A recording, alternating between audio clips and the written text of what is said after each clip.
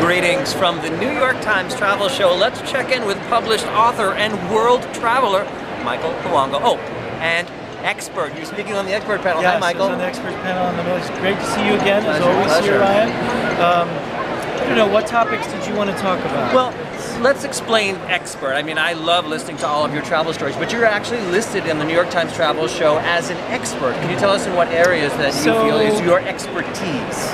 There's a lot of areas that I've traveled to, and there's a lot of areas I've written about. I think for this particular show, I moderated the Middle East panel for Friday for Professional Day, and then I did a table talk, one of the expert talks yesterday, where people come up and ask me for advice.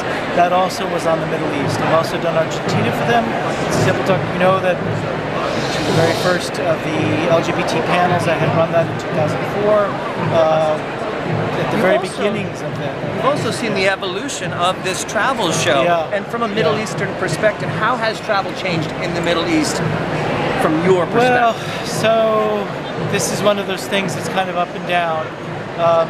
There aren't really a lot of Middle East tourism offices. A lot of here things you at wrote all. about were things that were done in secrecy. Has that changed? So Israel's here, Morocco's here. You know, on my panel, I had Israel, Palestine, Morocco, Jordan, and why am I suddenly? And Iran, and myself. But in terms of things that have changed, I think we know that right after 9/11 there were issues of tourism in the Middle East for obvious reasons because of the association with 9/11. Then there was things began to rebound. There were certain areas that became very fashionable to go to, like the U.A.E. with Dubai, Abu Dhabi, a lot of new construction there. Doha in Qatar is now one of those places that many people are traveling to. Then you would have also the Arab Spring, which also meant that people weren't traveling again to Egypt or to Tunis, where it was first developed. Now, of course, Tunis was one of the places for the 52 places to go for the New York Times. So I think that with tourism in the Middle East, it's always up and down. What were some of the questions that were asked to you when people approached the expert panel? So in approaching the expert panel, there were a lot of questions about Morocco, actually. People who wanted to go to Morocco, what was there to see in Morocco. I've been to Morocco, so I can answer those quite well. Oman was another thing that quite a few people asked about in the same last year. I've not been to Oman, so I can. How did you answer the Morocco question? So the Morocco questions are about the different cities that you can go to. How easy is it to travel from one to the other? More safety or more destination type questions? Destination and what would be the different things. I don't think safety was really too much of what people were asking about. They were asking questions like, sometimes people go to Egypt and it's a very in-your-face kind of destination where people want to sell you things and they're kind of like, they really want to meet you, but it's also to sell you things. It's very in-your-face. Morocco can also be that way, but not in the same way as Egypt. This man and a woman were both explaining their issues, that one didn't have that problem in Morocco, the other had that in Egypt, and then vice versa.